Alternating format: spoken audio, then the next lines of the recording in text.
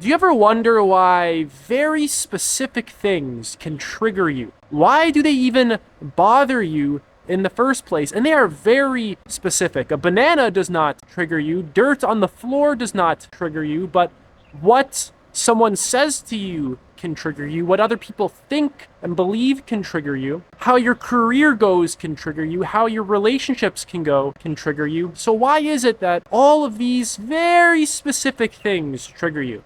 The world is designed to bring out our wounds, people, jobs, circumstances. It brings out our internal problems. What are these internal problems? They're attachment to outcomes, attachment to having things be the way that we want them to be, attachment to our own self-agenda, and then manipulating reality, other people, and just life in general to fit that criteria that we have, instead of simply letting things unfold in the way that they are meant to. We get very triggered when things don't go according to plan. We like to have things be in very predictable ways that we can control and understand and manipulate and change, but reality just doesn't work like this. I'm sure you've probably figured that out by now. So whether you like it or not, the world is going to bring out your internal problems. And whenever the world brings out our internal problems, it's very unconscious. We usually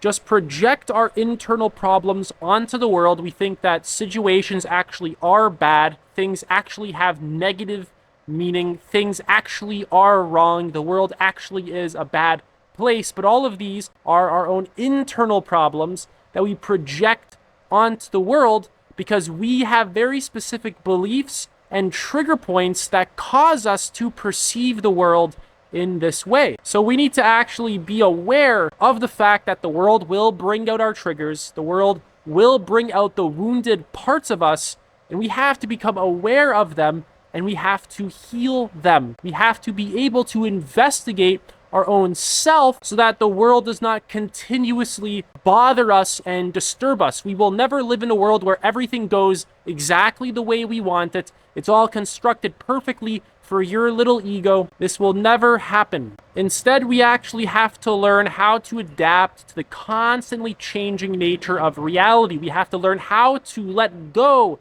of our self-agenda, how to enjoy the flow of life, enjoy the experience of life, regardless of what it actually is, regardless of what it actually brings to us. We have to learn how to let go of our attachment to outcomes. We have to learn how to stop manipulating and instead learn to embrace the present moment, learn to embrace life.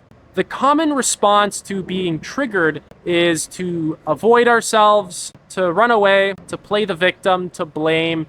Basically, any way of escaping and avoiding the fact that there are parts of you that are hurting and need to be investigated. A lot of our most unconscious reactions pull us away from that, and they try and basically change the surface of the problem. They don't really go deep into the root. This is what practically everyone is doing. Not many people are actually becoming more conscious. Most people are kind of just rearranging the furniture on the deck of the Titanic. When something goes wrong in their life, they don't actually look at the fundamental causes of why they're actually being triggered. They're looking at the surface level phenomena. They're not looking at their own psychological mechanisms, their own repressed emotions, their own habits, behaviors, beliefs, the things that they're actually doing that create the pain for them.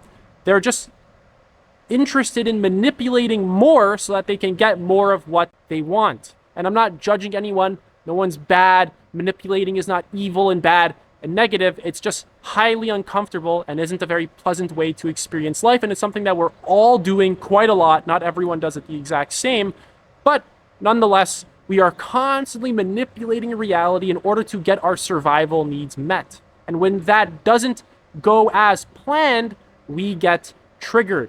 So to actually become more conscious and heal these parts of yourself that are wounded, here are some things you actually have to do. You have to meditate every single day.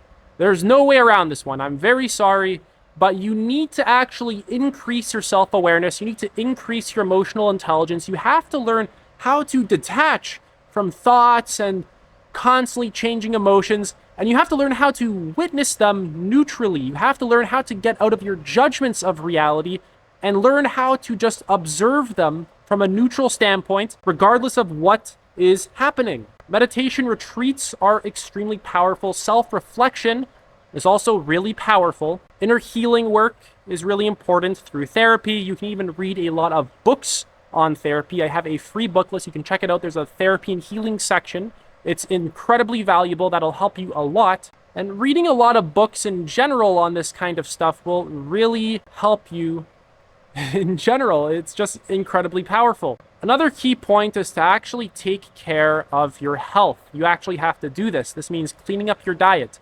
Like I said, meditating every single day, weightlifting, going to the gym, cardio, biking, whatever kind of exercise you like, doing yoga, stretching. You actually have to learn how to properly take care of yourself so that your being can function properly. You have to learn how to actually handle yourself and not constantly run away from your own pain. And you can do that really by valuing your health in all dimensions: physical, mental, emotional, spiritual. This is really the foundation to overcoming triggers. Another good point is to have supportive environments. This doesn't mean that the environment is just trigger free. This means that the environment is safe for you to get triggered in. Let's say you're in a intimate relationship. You want that relationship to allow you to feel safe so that the wounded parts of you can actually come out. You don't want to be judged or harassed or criticized for those wounded parts. You want to actually be embraced for them so that you can look at them and heal them. So this doesn't mean that by having a supportive environment, you're going to create everything to be in a very specific way. It's all cushy and comfortable. Yes, that can be great, but you're going to get triggered again. People will trigger you. Your environment will be in a way that you don't want it to be. It's bound to happen. The second you get one need met, another one comes up. Your wants are always changing. So a supportive environment is about creating safety for your repressed emotions and triggers to come out so that they can be healed. Usually this is done through having the proper information in your environment, not having a highly distracting environment, and having the proper people around you who can help you with this work.